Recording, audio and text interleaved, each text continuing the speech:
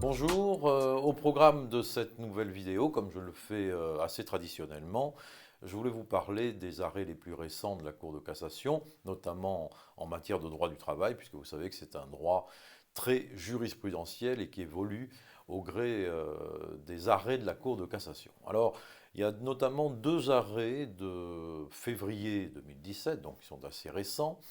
L'un concerne les heures supplémentaires, et vous savez que quand elles ne sont pas déclarées par l'employeur, elles font l'objet d'une sanction particulière sur le travail considéré comme dissimulé. Et le cas avait été le suivant, c'était des heures supplémentaires qui n'avaient pas été payées au taux majoré qui devait être le bon taux en réalité. Et le salarié s'en était plaint en disant que voilà, on avait occulté finalement une partie de ces heures supplémentaires, ce qui pouvait lui permettre de demander une indemnisation sur la base du travail dissimulé, c'est-à-dire l'équivalent quand même de 6 mois de salaire.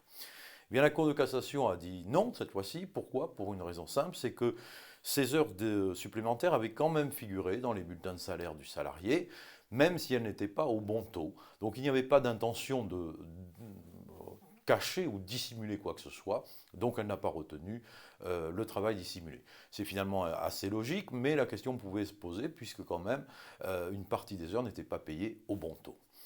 Ça, c'est un premier arrêt, et à même date, il y a eu un deuxième arrêt qui a été tout aussi intéressant, qui parle cette fois-ci du licenciement pour inaptitude. Vous savez que normalement, quand vous faites l'objet d'une inaptitude à la suite d'une reprise de votre travail, vous subissez une visite de reprise, et puis vous pouvez être déclaré inapte. Dans ce cas-là, l'employeur a l'obligation de vous licencier, enfin d'abord de chercher à vous reclasser, et puis ensuite de vous licencier. Et il a cette obligation dans un délai qui est déterminé, qui est de 1 mois.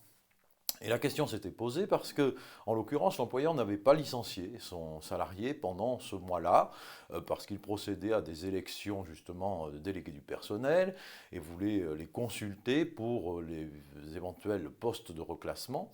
Alors le salarié a pris l'initiative de demander la résiliation de son contrat en justice au tort de l'employeur en lui reprochant de ne pas l'avoir licencié pendant le mois qui lui était imparti. Eh bien, la Cour de cassation a refusé de considérer cette résiliation au tort de l'employeur. Elle a donc donné raison à son employeur. Pourquoi? Parce que tout simplement, il n'y a pas de délai. L'obligation qu'a l'employeur, c'est s'il passe le délai d'1 mois, eh bien, de continuer à payer son salarié, à payer les salaires, mais il n'a pas de délai particulier en réalité pour licencier. En tout cas, ça ne peut pas être considéré comme fautif, et surtout en l'espèce, puisqu'il avait une raison légitime à retarder ce licenciement.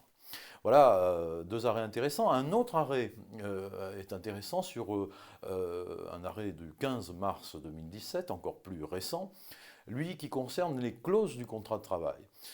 Notamment, savoir interpréter, j'allais dire, une clause dite de loyauté, et ne s'agissait-il pas d'une clause de non-concurrence? Important parce que la différence joue, puisqu'une clause de non-concurrence doit être assortie d'une obligation ou d'une contrepartie financière, alors que la clause de loyauté, pas forcément. De quoi s'agissait-il? En réalité, le salarié avait dans son contrat de travail une clause qui l'interdisait soit directement, soit indirectement, de contacter, après la rupture de son contrat, des clients qu'il aurait connus ou rencontrés à l'occasion de son contrat. Eh bien, la Cour de cassation a considéré que cette clause-là devait s'apparenter à une clause de non-concurrence, et qu'en l'occurrence, elle était donc non valide, puisqu'elle n'était assortie d'aucune contrepartie financière. Voilà 3 arrêts qui ont marqué l'actualité, et je reviendrai bien sûr traditionnellement dans d'autres vidéos sur les arrêts comme ça qui émaillent notre droit du travail. Pour l'instant, je vous souhaite une bonne continuation dans vos activités, et puis je vous retrouve bientôt dans de nouvelles vidéos.